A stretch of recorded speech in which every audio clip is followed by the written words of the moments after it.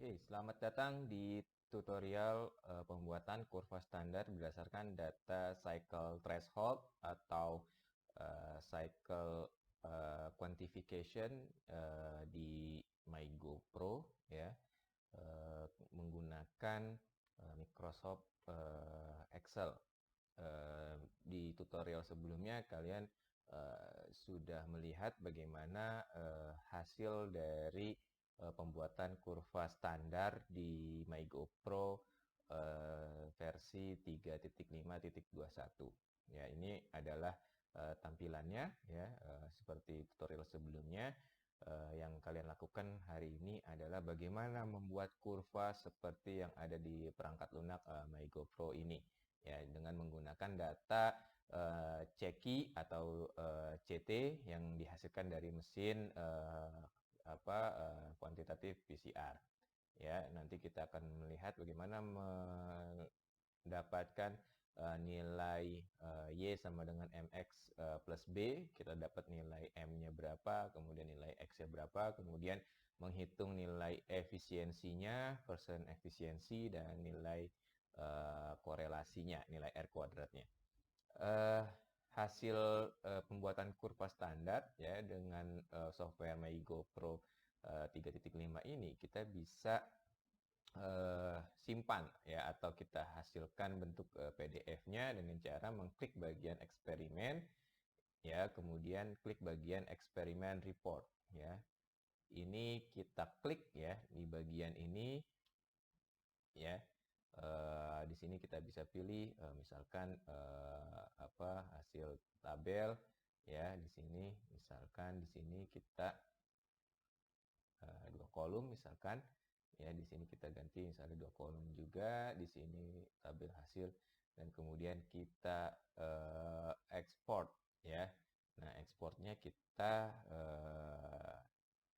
simpan di file yang kita inginkan, misal di sini ya.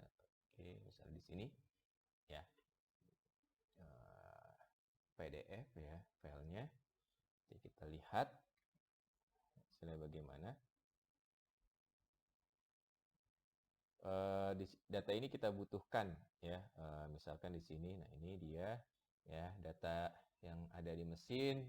Kita bisa print out ya, ini hasilnya. Nah, ini yang nanti kita akan ambil datanya ya. Data ini ya tidak dalam bentuk Excel memang, tapi kita bisa rekap ya datanya. Ini kemudian data yang grafik yang dihasilkan, ini kuantitasnya ya dibandingkan dengan standar yang kita buat. Oke, kita balik lagi ke sini ya.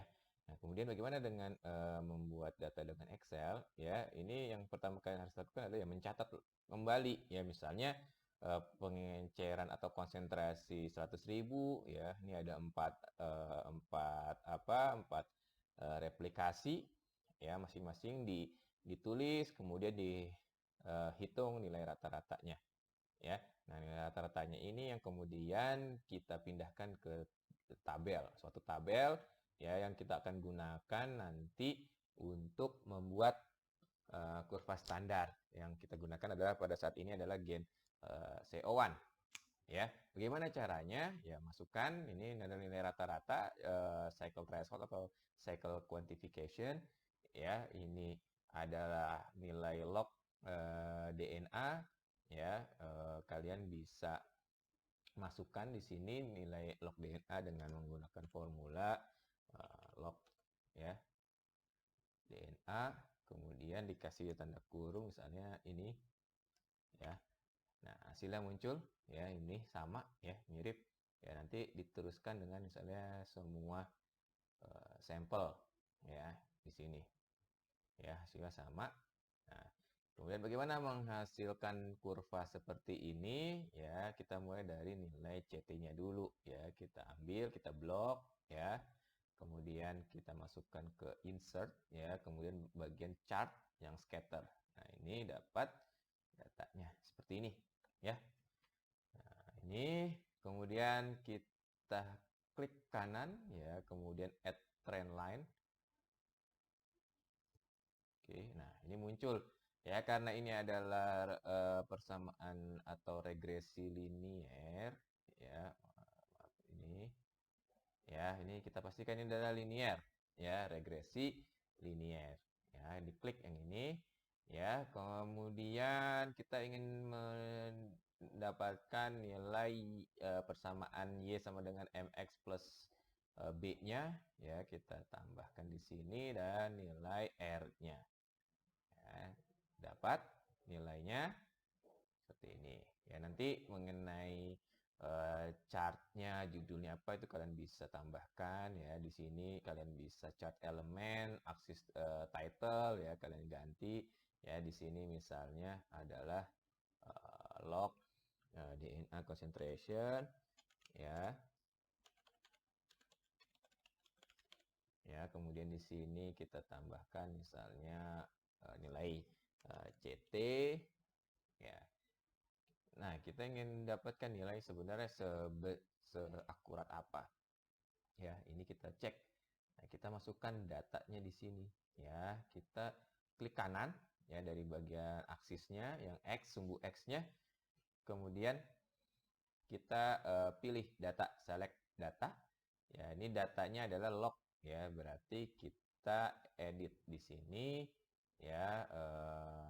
Di sini kita tambahkan nilai lognya ya, sini sampai sini ya, sehingga nanti dapat ya. Oke, nah, dapat. Nah, ini X-nya. Nah, kemudian kita ubah juga sumbu Y-nya sama ya, select data, kemudian edit ya, masukkan datanya ya. Ini ya, ini ya, datanya kebetulan yang ini sudah ya kita masukkan. Oke. Nah, ya, kita dapat nilai seperti ini. Ya, kita dapat nilai Y M-nya adalah minus 3,2887 ya, kemudian B-nya adalah 33,906 ya, ini ya. Kemudian ini sama ya sebenarnya. Kemudian kita bagaimana cara menghitung nilai E efisiensinya ya, dengan cara rumus seperti ini. E sama dengan 10 pangkat min 1 per M ya. Jadi masukkan nilainya, nanti dapat nilai seperti ini ya. Ini ya rumusnya 10 pangkat min 1 per M. M-nya adalah minus 3,2936 misalkan. Ya, dapat hasil 2,02 lah kalau gitu, atau 2,01 sekian. Kemudian persentase PCR efisiensinya, persen efisiensi PCR-nya berapa? Ya, dengan cara E ya, nilai E ini 2 dikurang 1 ya, dikali 100%. Ya, dapat nilainya adalah persentasenya 101,2 ya, kalau kita bulatkan. Ini artinya apa? Ya, artinya ya berarti kurva standarnya baik ya, karena efisiensi PCR-nya di atas 100%. Ya, nilai persen efisiensi yang baik itu biasanya 99% ke atas ya, di atas 100% itu juga dianggap baik. Ya, oke. Jadi ini caranya. Nah, kemudian kalau kita dapat kurva standar, bagaimana manfaatnya? Ya, manfaatnya adalah kita bisa mengetahui di sini nanti dari nilai CT yang di mesin tercantum, ya, kemudian kita bisa dapat nilai DNA konsentrasinya, ya. Caranya bagaimana? Ya, yang pertama ya pasti kita cari dulu rumusnya dari Y sama dengan MX plus B. Nah, berarti kan nilai yang kita ingin tahu adalah nilai log ya, atau DNA konsentrasi ya. Konsentrasi DNA itu adalah nilai X. Ya, maka ya nilai X itu adalah Y min B ya per M. Ya, itu adalah nilai log konsentrasi DNA ya. Di sini nilai lognya ya, dapat nilai lognya. Kalau CT-nya sekian, ya misalnya 24 ini dapat nilai log DNA-nya sekian. Ya, Y min B dibagi M. Ya, nah kemudian untuk kita gantikan berarti menjadi antilognya. Ya, berarti antilognya dari nilai ini ya 2,89 ya tinggal di ini kan saja ya 10 pangkat ini ya log DNA concentration-nya ya. Jadi kita dapat pada CT 24, sekian itu nilainya 785 sekian ya.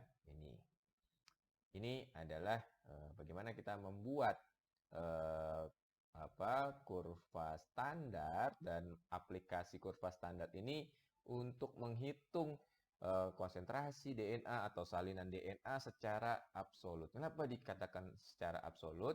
Ya karena kita memiliki suatu kurva, ya kurva yang menjadikan standar bagaimana jumlah molekul tersebut secara real ya dengan persamaan Y sama dengan MX plus B. Ya, kenapa kita percaya ini?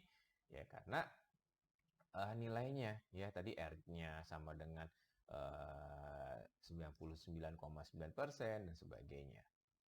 Oke, mudah-mudahan bisa dimengerti ya, kemudian bisa digunakan untuk aplikasi pembuatan kurva standar dari nilai CT atau CQ yang dihasilkan oleh suatu mesin kuantitatif PCR.